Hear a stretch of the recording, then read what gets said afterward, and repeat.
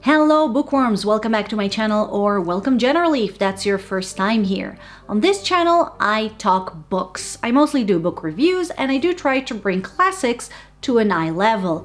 But every now and then, like today, I have a list video, so if that is something that sounds interesting to you, please feel free to subscribe to my channel and click the like button. So today I will talk about villains or anti-heroes or just all around no-goodniks. What happens when they are the focus of the book?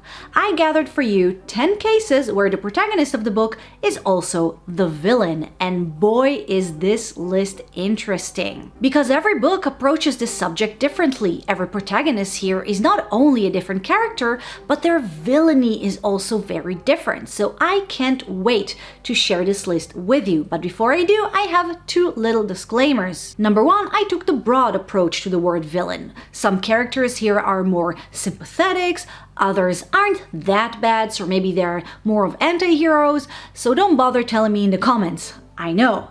This is why this list is so interesting. Not all villains here are created equal, but they all did bad things like kill people. So protagonists from books like The Catcher in the Rye or Wuthering Heights will not be here. These aren't villains, they're just assholes. And since we're on that topic, don't expect to see Jekyll and Hyde, Gone Girl, or Dracula here, because the villain has to be also the protagonist, not just an important character.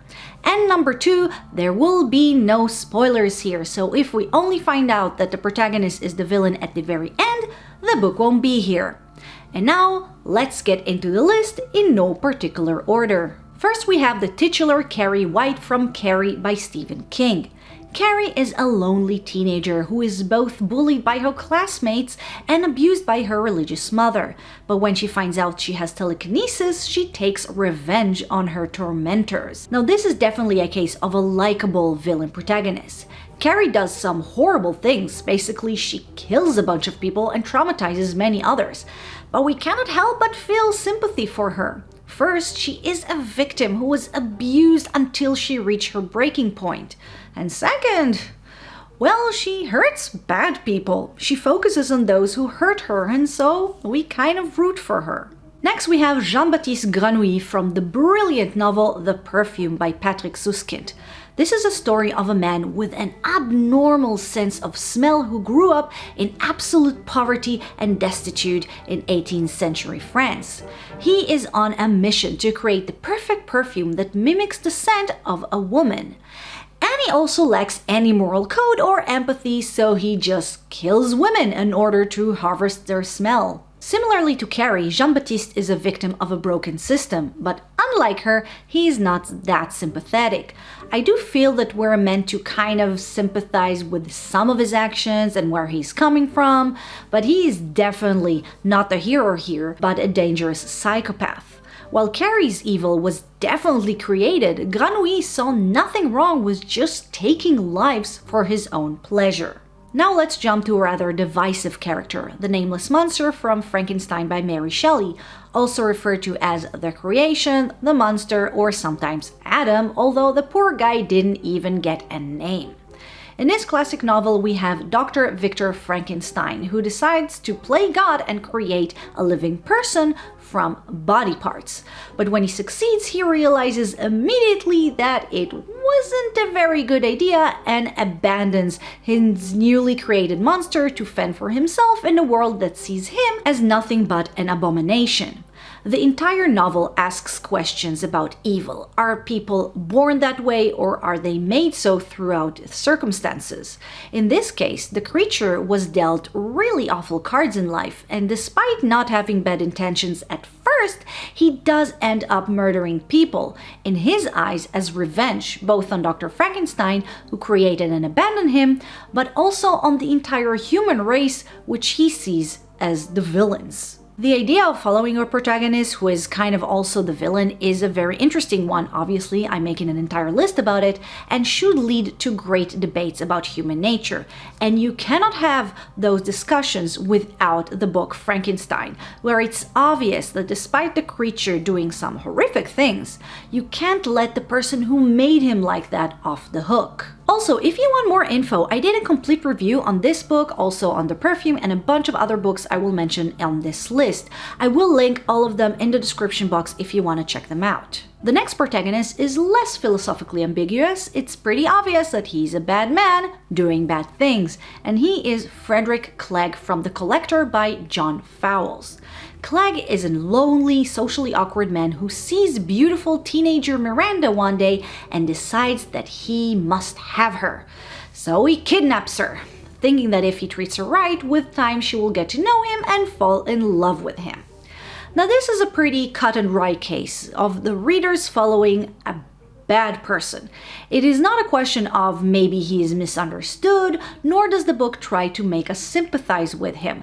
This is simply a thriller from the point of view of the psycho. It is psychologically interesting since we see how he thinks of things and how he tries to rationalize his actions. But one thing is very obvious, and that is that Frederick Clegg is a very bad man. Next, let's talk about a more mundane villain, Maurice from A Ladder to the Sky by John Boyne. Maurice is the ambitious kind of villain, the one who has one goal in life and will walk on as many people as needed in order to get it. There is a certain twist to just how far he will go to become a famous author, so I won't get into too many details, but we follow Maurice throughout the years as he does worse and worse things to people around him. From taking advantage of their attractions to him, revealing their greatest secrets, stealing their ideas, and a lot more.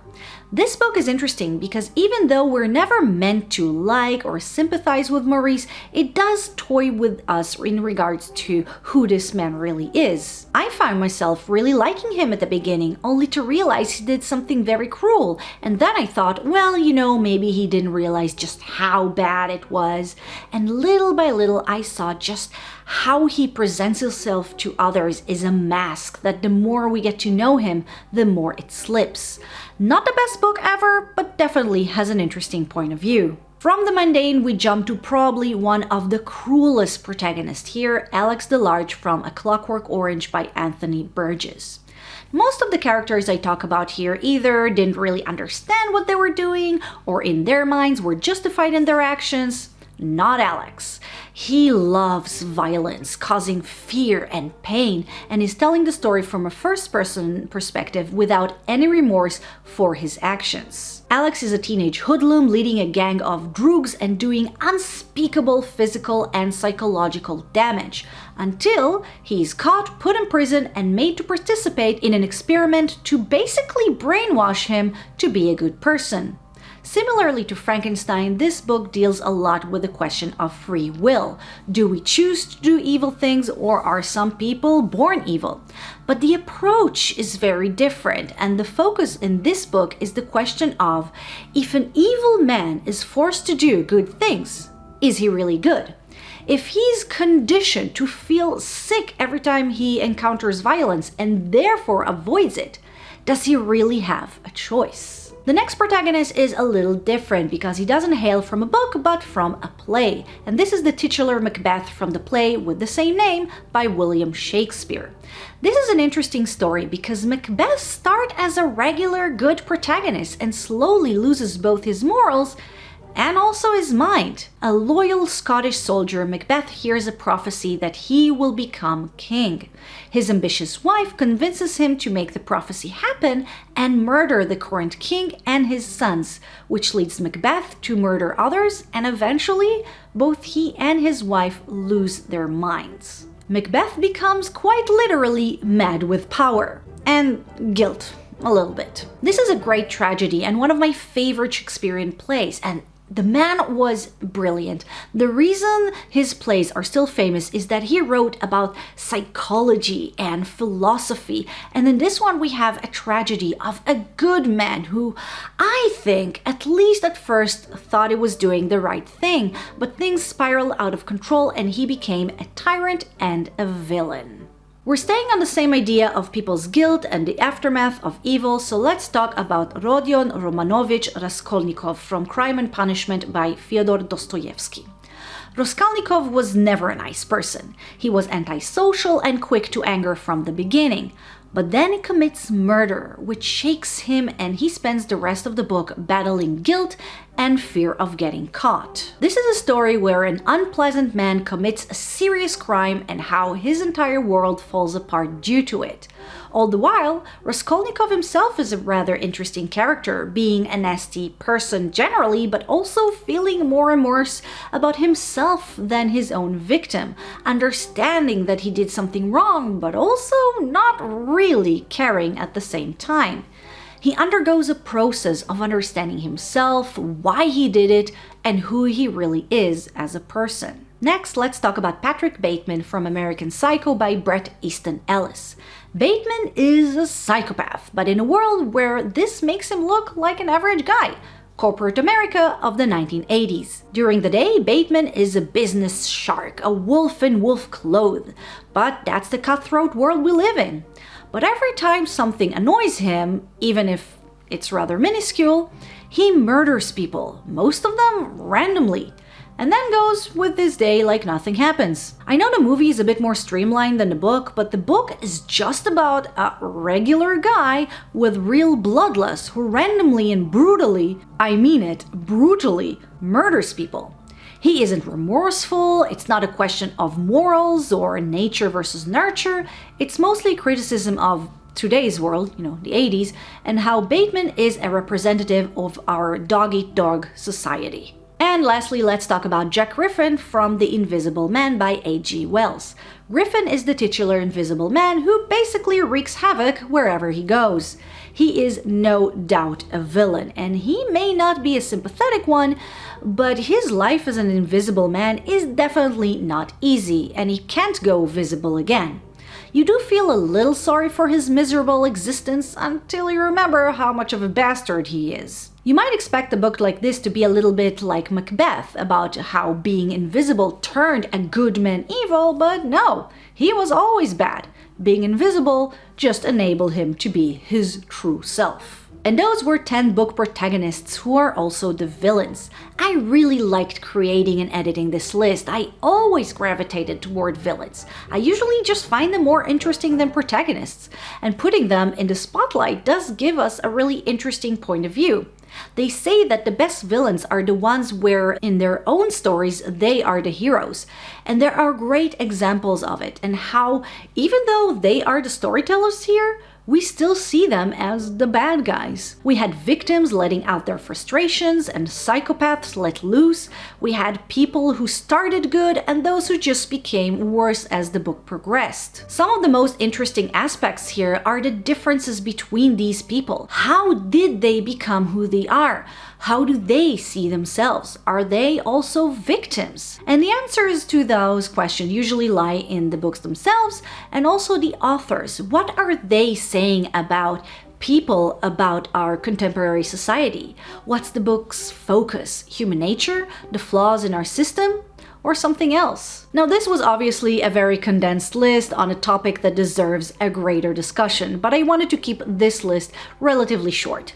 Maybe I will do a video essay in the future about them. Let me know if there is something that might interest you. And now I want to know, what is your take on villain protagonists? What are your favorites? Which ones did I miss? Let me know in the comment section. And that was it for my video, guys. Thank you for watching. I hope you enjoyed this video, and if you did, don't forget to click the like button and subscribe to my channel so that you won't miss any other book-related video I upload. Guys, thanks again for watching, and I will see you next time. Bye bye.